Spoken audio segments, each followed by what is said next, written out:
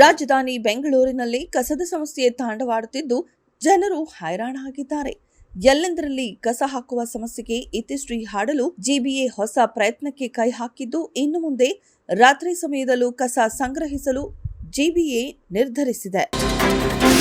ಜನರ ಆಶೀರ್ವಾದವಿದ್ದರೆ ಮಾತ್ರ ಮುಖ್ಯಮಂತ್ರಿಯಾಗಲು ಸಾಧ್ಯ.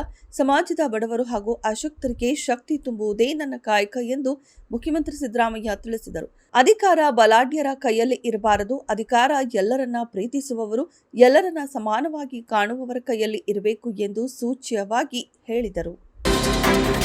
ರಾಜ್ಯದ ಸಾರಿಗೆ ಇಲಾಖೆಯಲ್ಲಿ ಪಾರದರ್ಶಕತೆ ತರಲು ಮತ್ತು ಭ್ರಷ್ಟಾಚಾರಕ್ಕೆ ಕಡಿವಾಣ ಹಾಕಲು ಕರ್ನಾಟಕ ಸರ್ಕಾರ ಮಹತ್ವದ ಹೆಜ್ಜೆ ಇಟ್ಟಿದೆ. ರಾಜ್ಯದ ಒಟ್ಟು 66 ಆರ್ಟಿಒ ಕಚೇರಿಗಳಲ್ಲಿ ಇನ್ಮುಂದೆ ಜಿಯೋ ಫೆನ್ಸಿಂಗ್ ಆಧಾರಿತ ವಾಹನ ಫಿಟ್ನೆಸ್ ಮೊಬೈಲ್ ಅಪ್ಲಿಕೇಶನ್ ಮೂಲಕವೇ ವಾಹನಗಳ ಕ್ಷಮತಾ ಪರೀಕ್ಷೆ ನಡೆಸುವುದನ್ನು ಕಡ್ಡಾಯಗೊಳಿಸಲಾಗಿದೆ. ಕೊಲೆ ಪ್ರಕರಣಗಳಲ್ಲಿ ಭಾಗಿಯಾದ ಮಾತ್ರಕ್ಕೆ ಆರೋಪಿಗಳಿಗೆ ಜಾಮೀನು ನೀಡಬಾರದು ಎಂದೇನಿಲ್ಲ. ಕೋರ್ಟ್ ಮೆಟ್ಟಿಲೇರಿದ ಎಲ್ಲಾ ಕೊಲೆ ಪ್ರಕರಣಗಳನ್ನು ಒಂದೇ ರೀತಿ ತುಲನೆ ಮಾಡಿ ನೋಡಲಾಗದು ಎಂದು ಹೈಕೋರ್ಟ್ ಮೌಖಿಕ ಅಭಿಪ್ರಾಯ ವ್ಯಕ್ತಪಡಿಸಿದೆ. ಮರಕ್ಕೆ ಬೇರು ಎಷ್ಟು ಮುಖ್ಯವೋ ಮನುಷ್ಯನಿಗೆ ನಂಬಿಕೆಯೂ ಅಷ್ಟೇ ಮುಖ್ಯ ಎಂದಿರುವ ಉಪಮುಖ್ಯಮಂತ್ರಿ ಡಿಕೆ ಶಿವಕುಮಾರ್, ಉಳಿಯ ಪೆಟ್ಟು ಬಿದ್ದರೆ ಶಿಲೆ ಕೂಡ ಮೂರ್ತಿ ಆಗತ್ತೆ ಎಂದು ಮಾರ್ಮಿಕವಾಗಿ ನುಡಿದಿದ್ದಾರೆ. ರಾಜ್ಯದಲ್ಲಿ ಅಧಿಕಾರ ಹಂಚಿಕೆ ಕುರಿತ ಗೊಂದಲ ಮುಂದುವರಿಯುವುದರ ಜೊತೆಗೆ ಇದರ ನಡುವೆ ಡಿಕೆಶಿ ಆಡಿದ ಈ ಮಾತುಗಳು ಕುತೂಹಲಕ್ಕೆ ಕಾರಣವಾಗಿದೆ. ಆರ್ಎಸ್ಎಸ್ ಬಗ್ಗೆ ಕೆಲವರು ಇಲ್ಲಸಲ್ಲದನ್ನ ಹಬ್ಬಿಸುತ್ತಾರೆ. ಆದರೆ ಆರ್ಎಸ್ಎಸ್ ಕಳೆದ 100 ವರ್ಷಗಳಲ್ಲಿ ಹೆಮ್ಮರವಾಗಿ ಬೆಳೆದಿದೆ. ಆರ್ಎಸ್ಎಸ್ ನಿಷೇಧಿಸಲು ಯಾರಿಂದಲೂ ಸಾಧ್ಯವಿಲ್ಲ. ನಮ್ಮ ರಾಷ್ಟ್ರಾಭಿಮಾನದ ಚಟುವಟಿಕೆ ತಡೆಯಲು ಸಹ ಸಾಧ್ಯವಿಲ್ಲ ಎಂದು ಮಾಜಿ ಸಂಸದ ಅನಂತಕುಮಾರ್ ಹೆಗಡೆ ಹೇಳಿದರು.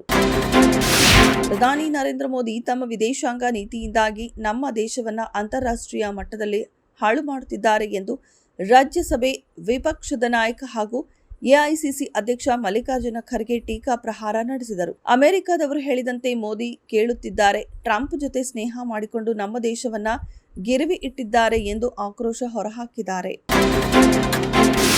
ರಾಷ್ಟ್ರೀಯ ವಾಯು ರಕ್ಷಣಾ ಪಡೆಗಳು ಪ್ರಸ್ತುತ ಇರಾನ್ನಿಂದ ಒಳಬರುವ ಕ್ಷಿಪಣಿಗಳು ಮತ್ತು ಡ್ರೋನ್ಗಳನ್ನು ಪ್ರತಿನಿಧಿಸುವ ಕೆಲಸದಲ್ಲಿ ನಿರತವಾಗಿವೆ ಎಂದು ಯುಎಇ ರಕ್ಷಣಾ ಸಚಿವಾಲಯ ತಿಳಿಸಿರುವುದಾಗಿ ಅಲ್ ಜಜೀರಾ ವರದಿ ಮಾಡಿದೆ. ಗಲ್ಫ್ ರಾಷ್ಟ್ರವನ್ನ ಗುರಿಯಾಗಿಸಿಕೊಂಡು ನಡೆಸುತ್ತಿರುವ ವೈಮಾನಿಕ ದಾಳಿಗಳಿಗೆ ಮಿಲಿಟರಿ ಪ್ರತಿಕ್ರಿಯೆ ನೀಡಿದೆ. ಅಹಮದಾಬಾದ್ ಮೈದಾನದಲ್ಲಿ ಭರ್ಜರಿ ಪ್ರದರ್ಶನ ನೀಡಿ ಇತಿಹಾಸ ನಿರ್ಮಿಸಿದ ಭಾರತದ ತಂಡದ ಸಾಧನೆಯನ್ನ ಪ್ರಧಾನಿ ನರೇಂದ್ರ ಮೋದಿ ಶ್ಲಾಘಿಸಿದ್ದಾರೆ. ಭಾನುವಾರ ನಡೆದ ಫೈನಲ್ ಪಂದ್ಯದಲ್ಲಿ ಭಾರತ 96 ರನ್ಗಳಿಂದ ಗೆದ್ದು ಇತಿಹಾಸ ನಿರ್ಮಿಸಿದೆ. ಈ ಗೆಲುವು ದೃಢ ನಿಶ್ಚಯ ಮತ್ತು ತಂಡದ ಕೆಲಸವನ್ನ ಪ್ರತಿಬಿಂಬಿಸುತ್ತದೆ. ತಂಡ ಟೂರ್ನಿಯನ್ನ ಅಮೋಘ ಪ್ರದರ್ಶನ ನೀಡಿ ಜಯ ಸಾಧಿಸಿದೆ ಎಂದು ಬರೆದುಕೊಂಡಿದ್ದಾರೆ.